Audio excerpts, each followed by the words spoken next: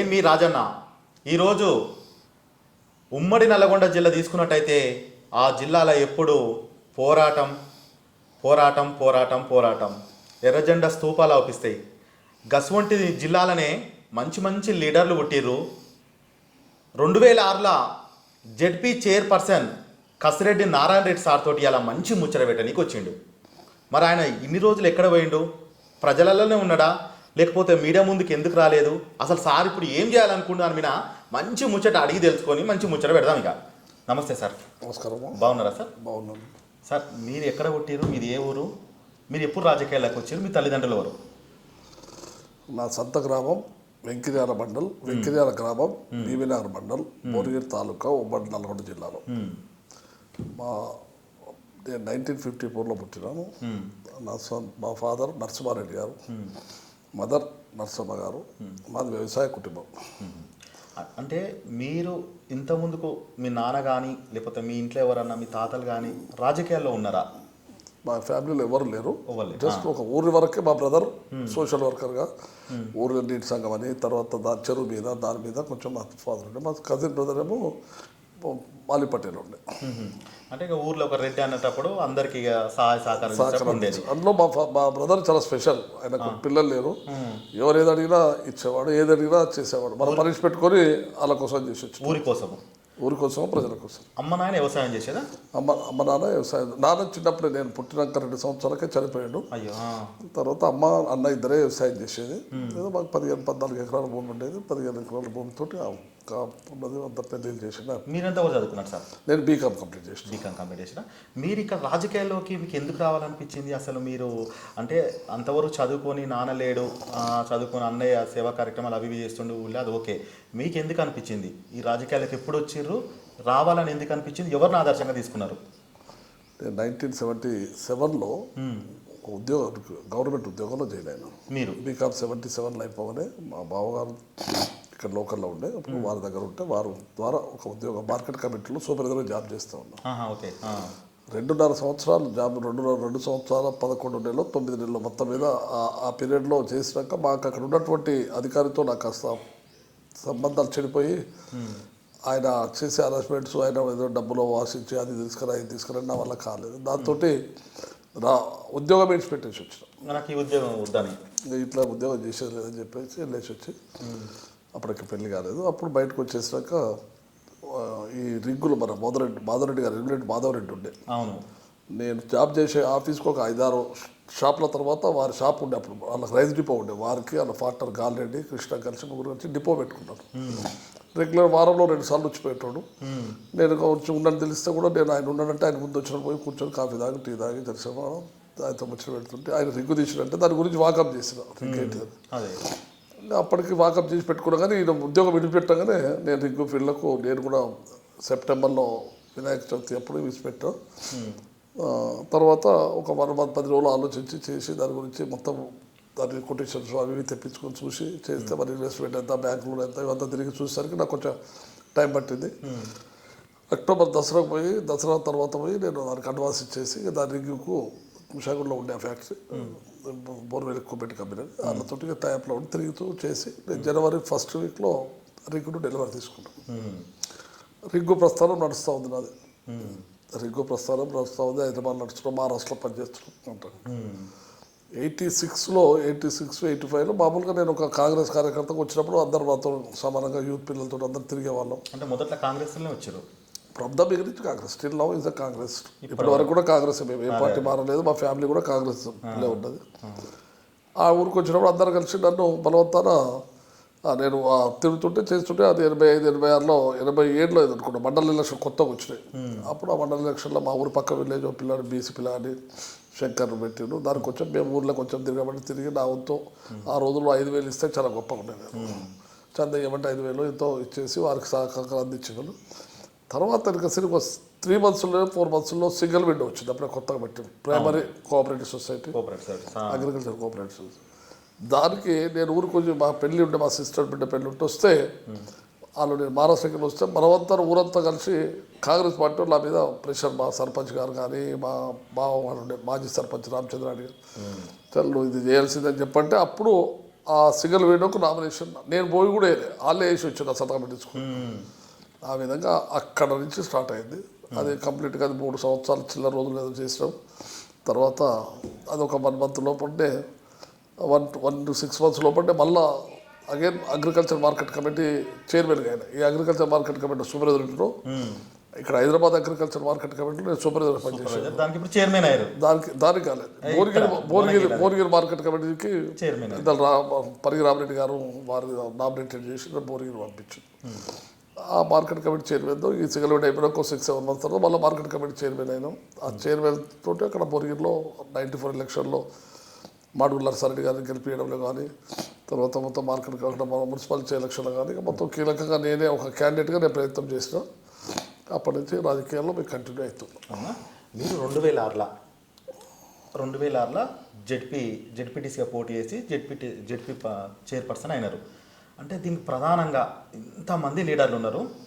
కసిరెడ్డి నారాయణ రెడ్డిని పెట్టాలని చెప్పి అప్పుడున్న ముఖ్యమంత్రి డాక్టర్ వైఎస్ రాజశేఖర రెడ్డి గారు అంటే మీలో అంటే మీరు చేసే సేవా కార్యక్రమాలా, లేకపోతే మీరు ప్రజలకు దగ్గరైనా, లేకపోతే ఇలాంటి లీడర్ మనకు కావాలని చెప్పి అని ఆ జిల్లా ఉమ్మడి నల్గొండ జిల్లాలో చాలామంది లీడర్లు ఉన్నారు. మిమ్మల్ని ఎందుకు ఏరి కోరి చైర్పర్సన్ ఇచ్చారు? అక్కడ అసలు యాక్చువల్గా నేను చైర్మన్గా రావాలని నేను ఆలోచించలేదు. మీరు జెడ్పీటీసీ ఓన్లీ మండల్లో ఎంపీపీ జెడ్పీటీసీ చేద్దాం అనుకున్నా, సొంత మండలి పీబీఆర్కెళ్ళి. కానీ అది ఏమైందంటే నా మండల్లో జెడ్పీటీసీ ఏమో మహిళ అయింది, ఎంపీపీ ఏమో ఎస్సీ అయింది. సో నో ఛాన్స్ లేకుండా పోయింది. దానివల్ల మధ్యలో నాకు జానారెడ్డి గారితో చాలా దగ్గర సంబంధం ఉంది. వారు మార్కెట్ కమిటీ, నేను అగ్రికల్చర్ మినిస్టర్ ఉన్నప్పటి నుంచి నేను మార్కెట్ కమిటీ చైర్మన్. వారితో చాలా దగ్గర సంబంధాలు, ఫ్యామిలీ మెంబర్గా వారితో నేర్చుకున్నాను. వారు నన్ను జడ్పీటీసీగా పోటీ చేయమని ప్రోద్బలం చేసిండు. ఇక్కడ భువనగిరి పోయి వద్దు నేను చేయనన్నా, మరి మీకు చైర్మన్ ఇస్తారంటే చైర్మన్ ఇయ్యారని చెప్పి ఇవేమో ఆల్రెడీ మేమందరం కలిసి ఉమ్మడి నల్లగొండ జిల్లా నాయకులు పెద్దలు జయపాలరెడ్డి గారు, జానారెడ్డి గారు, వెంకటరెడ్డి గారు, ఉత్తమ్ కుమార్ రెడ్డి గారు, పురుషోత్తమ రెడ్డి గారు వీళ్ళందరూ కలిసి ఒక దేవేంద్ర రెడ్డి గారిని, తూడి దేవేంద్ర రెడ్డి గారిని ప్రపోజ్ చేశారు. వారిని పోటీ చేయమన్నట్టు శాలిగౌరవం అన్న కేత పిల్లలు ఇక్కడ చేయమంటే వారు వచ్చేసి వేములపల్లిలో చేసిండు. వేములపల్లి చేస్తుంటే చేస్తున్నప్పుడు పెద్ద రాజశేఖర రెడ్డి గారు ఒక్కరి మీద డిపెండ్ కాకుండా మీరు ఒకరిద్దరు క్యాండిడేట్లు చూడమని చెప్పిండని నాకు అనిపిస్తుంది. అది ఎంతవరకు కరెక్ట్ తెలియదు. అప్పుడు జానారెడ్డి గారు నన్ను చేయమని చెప్పంటే నేను చేయనంటే వారు కాస్త బలవంతం చేసి నన్ను నువ్వు చేయాల్సిందే, నువ్వు భువనగిరికి వెళ్ళి చేయి, లేదంటే గుట్టకెళ్ళి చేయాలి, అది గుట్టకెళ్ళి 2 ఉండే, ఓపెన్ ఉండే, ఓసీలో ఉండే. ఆ రెండిట్లో ఎక్కడ చేయమన్నప్పుడు ఇక భువనగిరి బెటర్ కదా ఇంతకంటే అనే ఉద్దేశంతో. భువనగిరి పెద్ద మండలం మీ దగ్గర, నాకు దగ్గర పెద్ద మండలం, 35 గ్రామ పంచాయతీలు, 30 గ్రామ పంచాయతీలు పెద్ద మండలం. లేదా భువనగిరి ఎలక్ట్ చేసుకున్నాం. తర్వాత భువనగిరిలో సెలక్షన్ అయినాక నామినేషన్ వేసినాక ఓటింగ్ అయిపోయింది. భువనగిరిలో గెలిచినాక అనుకోకుండా ఏమైందంటే అక్కడ వేములపల్లిలో ఆయన దేవేంద్ర రెడ్డి గారు ఓటపోయారు. తర్వాత చింతకుంట రవీంద్ర రెడ్డి అని మన వెంకటరెడ్డి గారు ప్రపోజ్ చేసిన మనిషి, చింతకుంట రవీంద్ర రెడ్డి అని తిప్పర్తి, వారు ఓడిపోయారు. అంతకంటే ముందు కూడా మా 3 పేర్లు రేసులు వేసారు మెయిన్గా. ఈ 3 కూడా జడ్పీ పీఠంకు పోటీ పడుతున్నారు. పేపర్లో లోకల్ జిల్లా ఎడిషన్లు ఉంటుండే, దాని మీద వేసిండు. మేము కూడా ప్రయత్నంలో ఉంటాంలే అనే ఉద్దేశంతో ఉన్నాం. దాని తర్వాత ఏ పరిస్థితి ఎట్లా తిరుగుతూ అనుకున్నాం. ఇక్కడ పెద్దలు పురుషోత్తమ రెడ్డి గారు ఉంటే మన ప్రాంతం తెచ్చుకుందామని వారు నామినేషన్ వేసినప్పటి నుంచి కూడా మద్దతు చేసి వారు మాకు మద్దతు చేస్తుండేది. వారు చెప్పేది కానీ ఏమో మీ పెద్ద మనుషులతో కూర్చున్నాక ఎవరు డిసైడ్ అవుతారో చూద్దాంలే అనుకున్నాము. అనుకునే రోజులకి అక్కడ వాళ్ళు ఇద్దరు ఓటప్పాలు కావడంతో మొదటి పేరు మనకు మొదటికి వచ్చేసింది. దాని తర్వాత అందరూ కూడా కూర్చొని ఉమ్మడిగా నల్గొండ జిల్లాలో ఉన్న పెద్ద నాయకులు అందరూ కూడా కూర్చొని ఒక తాను మీటింగ్ చేసుకొని దామోదర్ రెడ్డి గారు కానీ, పురుషోత్తమ రెడ్డి గారు కానీ, వెంకటరెడ్డి గారు కానీ, వెంకయ్య గారు కానీ, వేదాస్ వెంకయ్య ఎమ్మెల్యే ఉండే వారు, ఉత్తమ్ కుమార్ రెడ్డి గారు, జానారెడ్డి గారు, వీళ్ళు ఉమ్మడిగా అందరు కూర్చొని ఒక రోజంతా 2-3 గంటలు చర్చించి ఫైనల్గా మా పేరు ప్రపోజ్ చేశారు. దాని ద్వారా నల్గొండలో అప్పుడు నేను అనానమస్గా మా పార్టీ తరఫు నుంచి అనానమస్గా నన్ను డిసైడ్ చేసి తెర మీద తీసుకొచ్చిండు. మీరు జెడ్పీ చైర్పర్సన్గా చేసినప్పుడు అంటే మీరు మామూలుగా ఎంపీపీ లేకపోతే ఇంకేదన్నా చిన్న పదవి చేపట్టుకుందాం అనుకున్నారు. ఒక పెద్ద పదవి వచ్చిన తర్వాత మీరు ఆ ఉమ్మడి నల్గొండ జిల్లాకు, మీ మండలానికి, మీ చుట్టుపక్కల ఉన్న గ్రామాలకు ఏం మంచి పనులు చేశారు? కసిరెడ్డి నారాయణ రెడ్డి సార్ని ఇంకా గుర్తించుకోవాలి, ఇప్పటివరకు గుర్తించుకోవాలంటే మీరు ఏమేమి కార్యక్రమాలు చేశారు? నేను జడ్పీ చైర్మన్ అయినాక అవన్నీ కూడా నేను పూర్తిగా తరోనే సమీక్ష చేసి ఏముంటాయి, నిధులు ఏముంటాయి, ఏ విధంగా వస్తాయి, ఏ ఫండ్స్ వస్తాయి, అవన్నీ కూడా అధికారులతో చర్చించుకొని చేసినాక దాని ప్రకారంగా మేము అప్పుడే ఆలేరులో అంటే భువనగిరి కాన్స్టిట్యూన్స్ 2 కాన్స్టిట్యూన్స్ల మీద ఈ ప్రాంతానికి అభివృద్ధి చేయాలనే తపనతోటి స్పెషల్గా నాకంటే చైర్మన్ గారు కాస్త వచ్చిన వాటాల్లో కొంచెం చైర్మన్ గారికి ఫండ్స్ ఎక్కువ తీసుకునేటువంటి సిస్టమ్ ఉంది ఆడ అందరికీతో పాటు నాకు ఒక 10-15% తీసుకొని పెట్టేటువంటి నిధులు ఉన్నాయి. ఆ నిధుల ద్వారా ప్రతి గ్రామానికి అడిగిన ఇప్పుడు ఏం చేసినావు ప్రతి గ్రామానికి ఆలేరులో ప్రతి గ్రామానికి భువనగిరి కాన్స్టిట్యూన్స్లో నారాయణ రెడ్డి గారు పెట్టలేదు అనేది లేదు ఇవాళ. ప్రతి గ్రామానికి ఏదో రకంగా 30 లక్షలు, 50 లక్షలు, 70 లక్షలు, 100 కోటి, 3 కోట్లు, 10 కోట్లు ఇచ్చినటువంటి గ్రామాలు ఉన్నాయి. నియోజకవర్గంలో 2 నియోజకవర్గాలు ఆలేరు, భువనగిరి. భువనగిరిలో ప్రతి గ్రామానికి ఈ గ్రామంలో నారాయణరెడ్డి గారి పన్ను లేదు అనేది లేదు. ప్రతి గ్రామంలో నారాయణ గారి శిలాపలకం ఉంటుంది. అభివృద్ధిలో అవి మౌలిక అవసరం, పెద్ద పెద్ద ప్రాజెక్టులు కాదు, లేదా ఉన్నటువంటి సీసీ రోడ్స్ అనుకోండి, స్కూల్ బిల్డింగ్స్ అనుకోండి, లేకపోతే కాంపౌండ్ వాల్స్ అనుకోండి, లేదు అతని డిపార్ట్మెంట్తో కోఆర్డినేషన్ చేసి ప్రతి రైతుకు ట్రాన్స్ఫర్ ఇప్పించడము, 4 స్తంభాలు ఇప్పించడము, తర్వాత సబ్ స్టేషన్లు పెద్ద జానారెడ్డి గారు పట్టుకొని ప్రతి సబ్ స్టేషన్ ప్రపోజ్ చేసి అక్కడ ఉన్నటువంటి ఈఎస్సీలు సరే ఇక్కడైతే సబ్ స్టేషన్ బాగుంటుందని చెప్తే భువనగిరి మండలనే 3 సబ్ స్టేషన్లు, బీబీనార్ మండలంలో 3 సబ్ స్టేషన్లు అంటే మీకు కావాలి ఎట్లా మా ప్రజలకు కావాలని చెప్పి ఉద్దేశంతో చేసి అంతకంటే ముందు బీబీనార్ మండలం ఎగ్జాంపుల్ చెప్తా. బీబీనార్ మండలం ఒక ఇండస్ట్రియల్ సబ్ స్టేషన్, ఒక బీబీనగర్ మండలం మొత్తానికి ఒకటే సబ్ స్టేషన్, 2 సబ్ స్టేషన్. అటువంటిది ఇవాళ నేను 3 సబ్ స్టేషన్లు వేయించిన. నేను ఒక 4 గ్రామాల ఎంకిరాలకు ఒక సబ్ స్టేషన్ తెచ్చిన, దాని ద్వారా 5 గ్రామాలు 6 గ్రామాలు కనెక్ట్ చేసిండు. గుర్రాల దండికి ఒక సబ్ స్టేషన్ తెచ్చిన, దాని ద్వారా 6-7 గ్రామాలు చేసిండు. తర్వాత నెమరకొండలో ఒక సబ్ స్టేషన్, అక్కడ 5-6 గ్రామాలు చేసిన. 28 గ్రామాలలో 28 గ్రామ పంచాయతీలలో మొత్తం 18 గ్రామ పంచాయతీలు పోయినాక ఆటోమేటిక్గా లోడ్ తగ్గిపోతుంది కదా. అవును, అట్లా అదేవిధంగా భువనగిరిలో కూడా చేయించడం. అదేవిధంగా మన టేకుల సోమవారం మేడం పోచమేలి మండలంలో కనముకుల ఇట్లా ఈ ప్రాంతాలలో సబ్ స్టేషన్లు చేయడము. అంటే వేరే అది నా ఫండ్స్ కాదు, అది స్టేట్ గవర్నమెంట్ ఫండ్స్ అయినా దాన్ని అధికార పార్టీ కోఆర్డినేషన్ చేసి అక్కడ ఉన్నటువంటి ఎస్సీలతో నాకు ఒక అధికారం ఏంటంటే జిల్లాలో ఉన్నటువంటి అన్ని శాఖలో నన్ను రివ్యూ చేసే అధికారం ఒక రెవెన్యూ పోలీస్ తప్ప, రెవెన్యూ అండ్ పోలీస్ తప్ప కదమాది అన్ని శాఖలను రివ్యూ చేసేటువంటి అధికారం జడ్పీకి ఉంది. దాని ద్వారా అందరూ మా జడ్పీ మీటింగ్ రావాల్సిందే. దాంట్లో జనరల్ బాడీ మీటింగ్ రావాలి, స్టాండింగ్ కమిటీ మీటింగ్ రావాలి. దాని ద్వారా ఈ ప్రాంతానికి అన్ని తెలుసుకొని ఆ విధంగా చేసుకుంటూ వచ్చినాం. జడ్పీ చైర్పర్సన్ అయిన తర్వాత ఏదైతే కార్యక్రమాలు చేపట్టారో తర్వాత మీరు ఆ 5 సంవత్సరాల పదవీ కాలం అయిపోయాక మళ్ళీ ఏమన్నా బాధ్యత ఏమైనా స్వీకరించారా, లేకపోతే అదే లాస్ట్? జడ్పీ చైర్మన్ అయిపోయినాక 2011 అయిపోయింది. తర్వాత ప్రజల మధ్యలో వండుకుంటూ 2014లో ఎమ్మెల్యే టికెట్కు ప్రయత్నం చేశాము. ఇక్కడ ఆలేరా, భువనగిరికి? 2018లో నేను 2009లో కూడా టికెట్ అడిగినా ఆలేరు నుంచి చేస్తాను. అప్పుడే ఓపెన్ అయింది. అంతకుముందు ఎస్సీ కాన్స్టిట్యూన్సీ ఉండే, అప్పుడే 2009లో రీఆర్గనైజేషన్లో ఓపెన్ అయింది. అవును, చేస్తా అంటే పెద్దలు ఇప్పుడు జానారెడ్డి గారు ఇప్పటికే బీసీలు తక్కువ, నువ్వు ఎందుకు అక్కడ పోయి, నేను ఇంకా జడ్పీ చైర్మన్ కొంతకాలం ఉంది, 2.5 సంవత్సరాల పైన ఉంది, 2 సంవత్సరాలు 9 నెలలో 10 నెలలో ఉన్నట్టుంది, నువ్వు ఎందుకు తొందరపడతావు, తర్వాత ఫండ్స్ నీకు సఫిషియెంట్గా ఉంది, ఒక క్యాబినెట్ ర్యాంక్ పోస్ట్ ఇచ్చి ఉన్నది, ఇది నువ్వు ఎందుకు దాన్ని తొందరపడతావు అని వారు సంజాయిస్తే నేను వారి మాటలు గౌరవించి నేను పెద్ద సీరియస్గా అప్పుడు ట్రై వదిలిపెట్టేసి 2014లో వారు తప్పకుండా టికెట్ ఇప్పిస్తాను చెప్పి టికెట్కి పాపం చాలా ప్రయత్నం చేశాడు. తెలంగాణ వచ్చినాక చాలా ప్రయత్నం చేశాడు. కానీ అప్పుడు మా ఈక్వేషన్లో అక్కడ ఉన్నటువంటి ఈక్వేషన్లో ఈ ప్రాంతంలో బీసీలకు ఇవ్వాలనేది పట్టుబట్టినప్పుడు అక్కడ సౌత్ నల్లగొండ జిల్లా దిక్కు కొంచెం రెడ్లు ఎక్కువైపోయి ఇక్కడ భువనగిరి సైడ్లో కొంచెం బీసీలను ఆలేరులో బీసీ ఆల్రెడీ పూర్తి ముఖ్యంగా 2009లో గెలిచాడు. ఆయన అట్లే సిటీకి ఎమ్మెల్యే ఉన్నాడు. మళ్ళీ అగైన్ భువనగిరిలో కూడా బీసీ ఇవ్వాలని కాన్సెప్ట్ తోటి వాళ్ళు దిగ్విజయ్ సింగ్ గారు, తర్వాత అక్కడ హైకమాండ్ బీసీలకు ఎక్కడ వేయకపోతే ఎట్లా అని చెప్పి అక్కడ గౌడు, ఇక్కడ మున్నూరు కాపు వారు యాదవ్ అనేది ప్రయత్నం చేస్తే మున్నూరు కాపు ముందుకు వచ్చిండు. అప్పుడు అక్కడ పోతంశెట్టి వెంకటేశ్వర బీసీకి ఇవ్వడం జరిగింది. దానివల్ల నాకు అక్కడ రాకుండా పోయింది. అయితే దాదాపుగా ఇక మీరు ఆ 2011 వరకు ఆ పదవి అయిపోయాక ట్రై చేస్తూనే ఉన్నారు, ప్రజల మధ్య తిరుగుతూనే ఉన్నారు.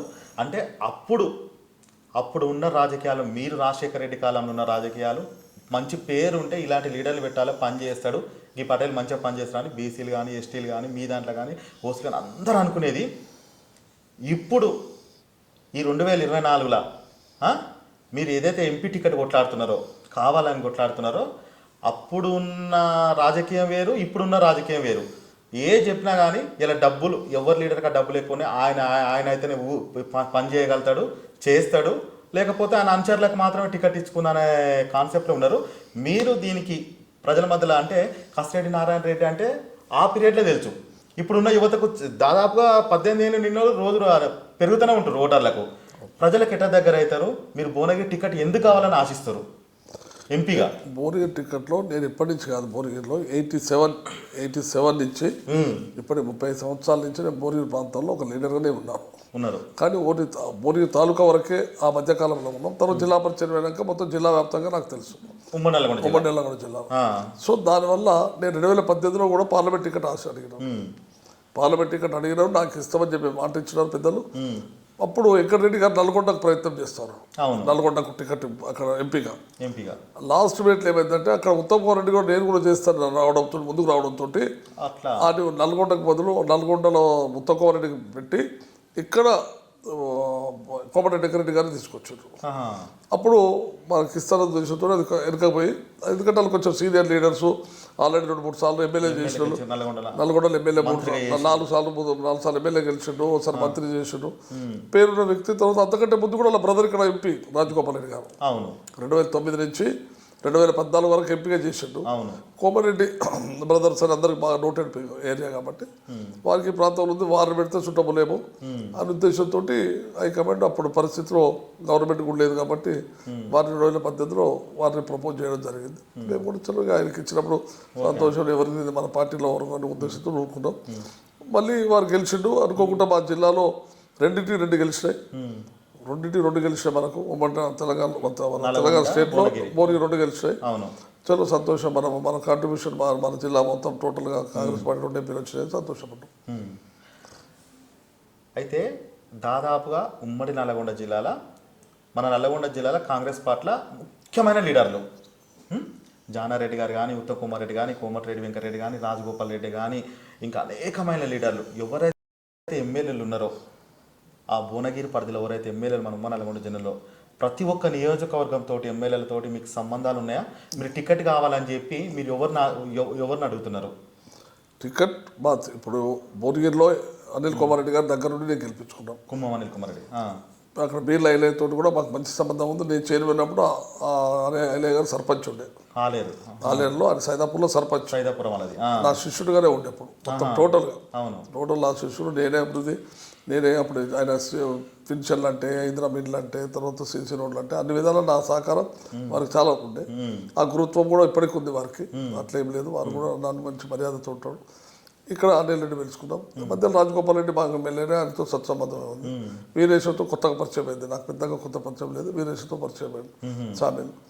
ఈ 5గురితో నాకు 5 కాన్స్టిట్యూన్సీల మీద నేను గతంలో ఉన్నటువంటి సంబంధాలు, మా జడ్పీటీసీలు ఉన్నారు, మా ఎంపీపీలు ఉన్నారు, పాత క్యాడర్ ఉన్నది, వారికి సంబంధించినటువంటి అనుచరులు ఉన్నారు, మాకు పరిచయస్తులు బాగా ఉన్నది. ఈ 5 కాన్స్టిట్యూన్సీల మీద ఉన్నది. ఇంకొకటి మిగిలింది ఇబ్రాహీంపట్నంలో మల్రెడ్డి గారి గారితో మంచి సంబంధం ఉంది. వారు కూడా జానారెడ్డి దగ్గర శిష్యుడే, జానారెడ్డికి దగ్గర ఫ్రెండ్షిప్ ఉన్నది దగ్గరికి.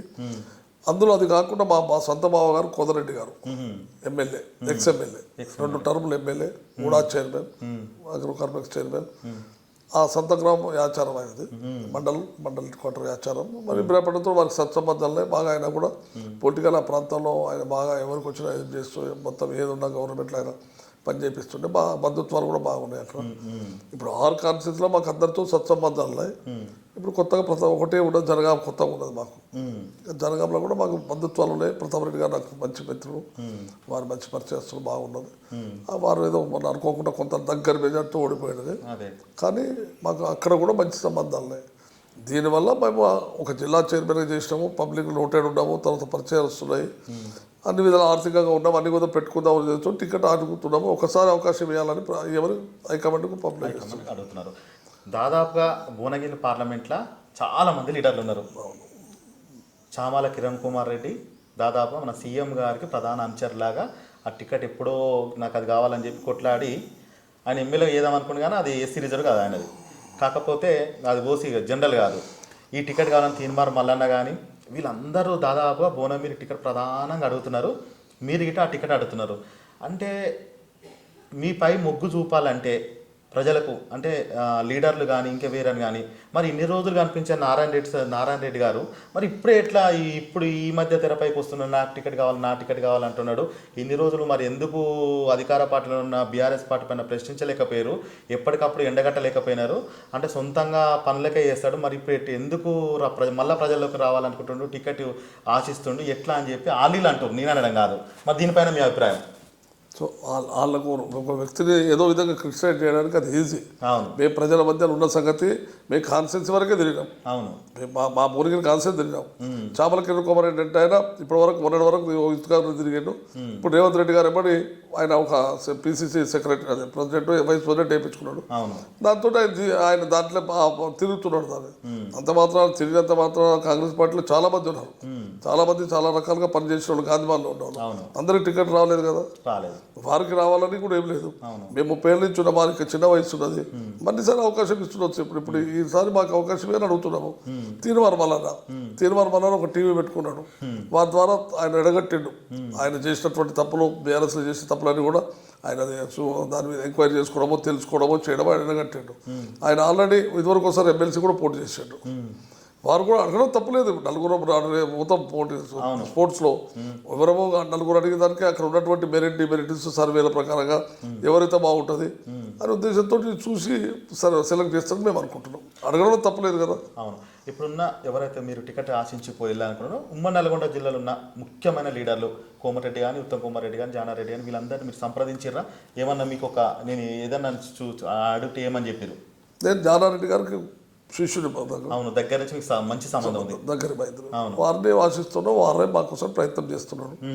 వారితో మాట్లాడి వెంకరెడ్డి గారు కూడా చెప్పినాము, ఈ ప్రాంతానికి రాజగోపాల్ రెడ్డి గారు చెప్పినాము, నేను పోటీ చేస్తాను చెప్పి. రాజగోపాల్ రెడ్డి వాళ్ళ బంధుత్వం నుంచి ఇటు ఒకరిని తీసుకొచ్చే ప్రయత్నం చేద్దామని వాళ్ళు గిట్ట అని అంటున్నారంట. కోమటిరెడ్డి బ్రదర్స్ నుంచి వాళ్ళ దాంట్లో వాళ్ళ చుట్టాలు వాళ్ళ బంధువులు, అదేమన్నా మీకు తెలుసా? అనుకుంటున్నారు అంటే నేనేంటాను, కానీ అది హైకమాండ్ కూడా ఆలోచిస్తా కదా. వాళ్ళ ఫ్యామిలీకి వెళ్ళి తీసుకొస్తారా, వాళ్ళ బంధువులకి వెళ్ళి తీసుకొస్తారా? ఇప్పుడు బంధువులకే ఇసుకుంటూ పోతే ఇంతమంది నెలల నుంచి ఇక్కడ ప్రాంతం ఇప్పుడైతే నేను 5 ఏళ్ళు సిన్సియర్గా కష్టపడ్డది నువ్వే చెప్తున్నావు కదా. 5 ఏళ్ళు జిల్లా పరిషత్ చైర్మన్గా సిన్సియర్గా పనిచేసినాం, మార్కెట్ కమిటీ పనిచేసినాము, మధ్య ప్రజల మధ్యలో ఉన్నాము, సింగిల్ విండో చేసినాము. మా గ్రామంలో నా మిస్సెస్ కూడా యునానిమస్ సర్పంచ్ 13 నుంచి 19 వరకు మేము ప్రజలలో ఉండము కదా. ఎక్కడో అవుతారో ప్రజల్లో, కానీ మొత్తం జిల్లా మొత్తం తిరిగినటువంటి కాదు. మన జిల్లా అధికారం లేదు మాతారా, జిల్లా మంత్రిని కాదు, పార్లమెంట్ మెంబర్ కాదు, జిల్లా మొత్తం జిల్లా పరిచయం మొత్తం ఉమ్మడి జిల్లాలో 59 మండలాలలో 55 మండలాల్లో నేను మీటింగ్లు పెట్టిన, నేను రివ్యూలు చేసిన. 59 మండలాలు హెడ్ క్వార్టర్స్లో మీటింగ్లు పెట్టి వచ్చిన. అక్కడ ఒక మీటింగ్ పెట్టి ఆ మీటింగ్తో పాటు అక్కడ ఉన్నటువంటి 4-5 గ్రామాలకు పోయి అక్కడ ప్రజలతో సంబంధాలు పెంచుకొని వచ్చినాం. అక్కడ ఇనాగ్రేషన్ చేసినాం. అక్కడ ఉన్నటువంటి స్కీమ్ మా వంతు అవి అందించి వచ్చినాం అక్కడ సేవలు. దాంతో మాకు సంబంధాలు బాగున్నాయి. లేదో అనుకున్నంత మాత్రం సంబంధాలు పోతాయి తిరమరుగైందంటే నువ్వు రోజు కనబడగానే టీవీలో కనబడి నువ్వు ఏదో అందుబాటులో కనబడగానే కాదు కదా. అవును, వాస్తవమే. రాజశేఖర్ రెడ్డి గారు మీకు జడ్పీ చైర్పర్సన్ ఇచ్చినాక ఆయనతోటి అంటే మీరు ఎప్పుడైనా కలవడం గిట్ట జరిగిందా? ఇట్లా దగ్గర సంబంధం ఏమైనా ఉందా? ఆయన ఉన్నప్పుడు లీడర్లు ఒక రాజశేఖర్ రెడ్డిని చూస్తే మీరు గిట్ట ఆయనకు చాలా ఇష్టమైన వ్యక్తి. మీకు ఇట్లా అటువంటి లీడర్ మన నల్గొండ జిల్లాలో ఎవరైనా ఉన్నారా? అంటే ఇవాళ అప్పటికిప్పటికి రాజకీయాలు కూడా మారిపోయి నువ్వే మొదటి రాగానే చెప్పినావు. అవును, అంచర్లుగా మీరైతే ఉన్నారు అక్కడ అంచెలు అందరం ఉన్నాము. మేము ఉన్నాము, వెంకరెడ్డి గారు ఉన్నారు, ఆయన శిష్యుడు బాగా చెప్పుకునే వాళ్ళు. నేను కూడా రాజశేఖర రెడ్డి గారి ఇంట్లో ఒక ఫ్యామిలీ మెంబర్గా తిరిగిన రోజులు ఉన్నాయి. తర్వాత వెనకసరికి మళ్ళీ నేను చైర్మన్ చేసినప్పుడు కూడా ఆయన చెప్పే చేసిన మా పెద్దలందరూ కూడా, మా పెద్ద నాయకులందరూ కూడా తర్వాత మంచి సంబంధాల్లో. ఇప్పుడు అటువంటి నాయకత్వం అంటే అందరూ ఎవరి కాళ్ళు ఒక్కొక్కరికి ఒక రకంగా ఉంటుంది కదా. ఒక రకంగా ఉంటారు, ఒక రకంగా ఉంటారు. ఇప్పుడు మన ఉమ్మడి నల్గొండ జిల్లాలో తీసుకుంటే పెద్దవారు జానారెడ్డి గారు ఉన్నారు, వారు ఉత్తమ్ కుమార్ రెడ్డి గారు, వెంకరెడ్డి గారు మెయిన్ లీడర్లు ఉంటే పురుషోత్తమ రెడ్డి గారు చనిపోయాడు. ఈ మెయిన్గా ఈ 3 లీడర్లు ఇప్పుడు ప్రయత్నం కదమూలందరూ కూడా మొన్న ఎదిగిన వాళ్ళు అందరం కదా. ఒక పదవి పెద్దది వచ్చినాక దాంట్లో చేసినటువంటి మంచి పనులతో వాళ్ళకి పేరు పెరుగుతుంది, కొంత పేరు పోతుంది, అంతే తప్ప అందరు కూడా ఇప్పుడు ప్రెసిడెంట్గా అయితే మనకు కనబడుతున్నాం 3 మంత్రులు, 2 మంత్రులు కనబడుతున్నారు. జానారెడ్డి ఎక్స్ మంత్రిగా చేసిండు, వారు దామోదర్ రెడ్డి గారు. సో వీళ్ళందరూ కూడా వాళ్ళందరితో మంచి సంబంధాలు ఉన్నాయి. ఎందుకంటే జడ్పీ చైర్మన్ చేసి వీళ్ళందరితో కూడా సంబంధాలతో ఉన్నాయి. రోజు ఎప్పుడు తిరిగేది ఏమి ఉంటుంది కదా, టైంని బట్టి తిరుగుతూ ఉంటాం. మీకు అంటే ఒక లీడర్ని చూస్తూ పెరుగుతారు కదా, రాజకీయాలకు రావాలంటే నేను ఆ లీడర్ లాగా పనిచేయాలి, సేమ్ ఆయనలాగా మంచి పేరు తెచ్చుకోవాలి, అట్లా ఉండాలి అనిపిస్తాడు. మీకు ఇష్టమైన లీడర్ ఎవరు మీ చిన్నప్పుడు? ఇప్పుడైతే మాకు ఈ మన జిల్లా కనుక జానారెడ్డి గారు చూస్తే మేము ఆయన ఆదర్శంగా ఆయన చేసే పనులు కానీ ఆయన చేసే విధానం కానీ వారి దగ్గర చాలా మంచి కూడా నేర్చుకోవాల్సినటువంటి చాలా ఉన్నాయి. ఏ కార్యకర్త వచ్చినా ఆయన ఎంత బిజీ ఉన్నా ఆయన తనకు వచ్చినటువంటి రిప్రజెంటేషన్ తీసుకొని సతాగా దగ్గర పెట్టుకొని పిఏకి ఇచ్చి నేను కారు ఎక్కినాక మాట్లాడిపోయమంటాడు. కారు ఎక్కినాక మా ఆఫీసర్ తోటి అధికారితో ఎవరితో మాట్లాడి మళ్ళీ వారికి పోయి ఫోన్ చేయమంటాడు. పోయి నేను కలవమని చెప్తాను, లేకపోతే నీ పని అయిపోతుంది పో, నేను చెప్పేసి చెప్పే తత్వం మన దగ్గర నేను చూశానండి. అంటే దాదాపు మీరు ఉమ్మడి నల్గొండ జిల్లా మొత్తం తిరిగి కాబట్టి భువనగిరి పరిధి ఇట మీ ఎంపీ పరిధి ఏదైతే ఉందో మొత్తం తిరిగి కాబట్టి ప్రధానంగా మీకు ఏమైనా సమస్య ఉమ్మడి నల్గొండ జిల్లా తెలంగాణ వచ్చినాక బాగుపడ్డదా బాగుపడలేదా, ఇంకా ఏమైనా సమస్యలు మీ దృష్టికి కనిపిస్తున్నాయి అక్కడక్కడ పోతే? ఒకవేళ మీకు టికెట్ ఇచ్చినాక మీరు ప్రజలతోటి ఏం చెప్పాలనుకుంటారు, ఏం అభివృద్ధి చేయాలనుకుని ముందుకు నినాదం వేయాలనుకుంటారు? అసలు ఇంతవరకు ఎట్లా ఉంది సార్ మీకు తిరిగినంత వరకు? పెద్దగా మనకు మీ ఎంపీ పరిధి వరకు చెప్పండి. ఈ ఎంపీ పదవిలో రాజశేఖర రెడ్డి గారు ఉన్నప్పుడే బస్సుపురం ప్రాజెక్టు కడతామన్నాం. అవును, అది ఇంకా పూర్తి కాలేదు. గంధమల్ల వేరు గంధమల్ల ఒకటి బస్సుపురం ఒకటి. వారేమో బస్సుపురం 1 TMC చేస్తున్నారు రాజశేఖర రెడ్డి గారు, అదేమో 1/2 TMC గంధమల్ల అనుకున్నాడు. ఈ రెండు కూడా కంప్లీట్ కాలేదు ఇంతవరకు. దీనికి ల్యాండ్ అక్విజిషన్ చేసిన ప్రజలకు ల్యాండ్ అక్విజిషన్కి డబ్బులు ఇవ్వలేదు, బిల్సులు ఇవ్వలేదు. త్రిబుల్ ఆర్ కానీ అంతా పంచాయతీ పెట్టినటువంటి వ్యవహారం ఉన్నది. రైతులతో పంచాయతీ పెట్టడం మా భువనగిరి ప్రాంతంలో జైలుకు దొరికించారు రైతులు. జైలుకు దొరికింది, మీరు చూస్తుండొచ్చు టీవీలో. ఇటువంటి వివరాలు తప్ప ఇక్కడ పెద్దగా కొత్తగా వచ్చింది ఏమి లేదు. ఇక్కడ తెలంగాణ వచ్చినాక గతంలో ఇచ్చినటువంటి రాజశేఖర్ గారు ఇచ్చినటువంటి నీమ్స్ను దాన్ని ఎయిమ్స్గా తీసుకున్నారు సెంట్రల్ గవర్నమెంట్. ఈ స్టేట్కి ఒక ఎయిమ్స్ ఇవ్వాలని ఉద్దేశిస్తూ all India institute of medical అది, all India institute medical science అనేది ఒకటి స్టేట్కి కొట్టిస్తారు. కాబట్టి దాని భాగంగానే మన దీన్నే నీమ్స్నే వారు టేకప్ చేసుకున్నారు ఎవరు, సెంట్రల్ గవర్నమెంట్. అప్పుడు మాకు ఉన్నారు. తర్వాత వెంకటరెడ్డి గారు చాలాసార్లు మన ఎంపీ అయినాక పోయిండు. రాజగోపాల్ రెడ్డి గారు కూడా ఎంపీగా ఉన్నప్పుడు దాని గురించి బాగా తిరిగిండు, మరి దాన్ని మీద టేకప్ చేయమన్నారు. తర్వాత బోర్ నర్సే గారు కూడా తిరిగిండు. వీళ్ళందరూ కూడా సెంట్రల్ గవర్నమెంట్ కాబట్టి వీళ్ళ ఎంపీలందరూ కూడా దానికోసం ప్రయత్నం చేశారు. అది ఇప్పటికి కూడా ఇంకా కంప్లీట్ లేదు, పెండింగ్లో ఉంది. ఏదో నామకం అవుట్ పేషెంట్ ఓపెన్ అయింది, పెద్దగా ఇంకా పూర్తి పెన్షన్ కాలేదు. అంటే మీరు ప్రభుత్వంలో ఉన్నటువంటి గతంలో 9 సంవత్సరాలు 10 సంవత్సరాలు ఉన్నటువంటి ప్రభుత్వం ఒక స్టేట్కి ఒక ఎయిమ్స్ ఇచ్చినప్పుడు బాధ్యత ఎవరిది? ముఖ్యమంత్రి. దాన్ని కంప్లీట్ చేయించుకుంటే ఇవాళ వారికి పేరు వచ్చేది కదా, దాన్ని ఇవాళ వరకు కంప్లీట్ కాలేదు. అంటే వాళ్ళని చెప్తున్నాం. ఇప్పుడు రేవంత్ రెడ్డి గారు వచ్చాడు, తర్వాత మా గవర్నమెంట్ వచ్చేది, మా మంత్రులు వీళ్ళందరూ కూడా ప్రతిసారి ఢిల్లీ పోయినా ఎయిమ్స్ కంప్లీట్ చేయాలని మా పట్టుబడుతున్నారు. ఆ తత్వంలో వాళ్ళతో ఎవరితో కనబడలేదు. అది దానివల్ల అభివృద్ధి ఏమి ఈ ప్రాంతం జరిగింది పెద్ద లేదు. ఒక ఇండస్ట్రీలు తీసుకురాలేదు, ఒక కారిడార్ తీసుకురాలేదు.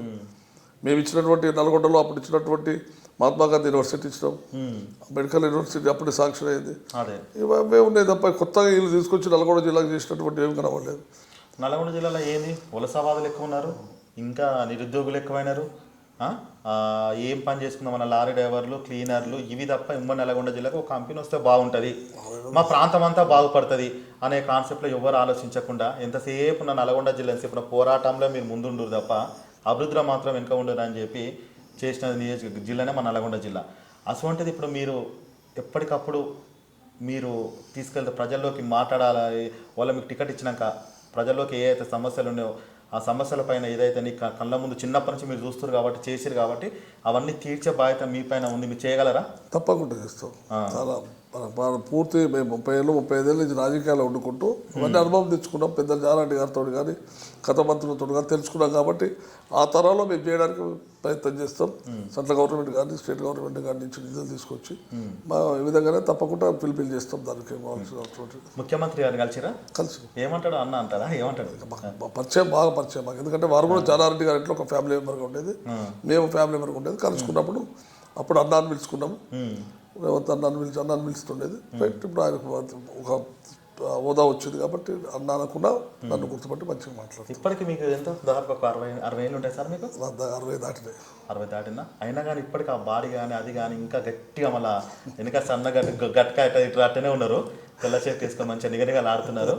ప్రజల్లోకి వెళ్ళాలని చెప్పి కోరుకుంటున్నాను సార్.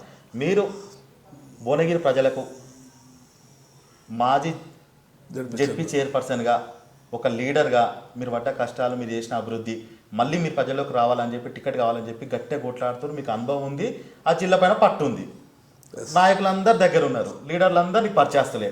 కొత్త లీడర్లు ఏం కాదు, అందరు అప్పుడు నీతో పని చేసిన వాళ్ళే, ఇప్పుడు నీతో పని చేసిన వాళ్ళే.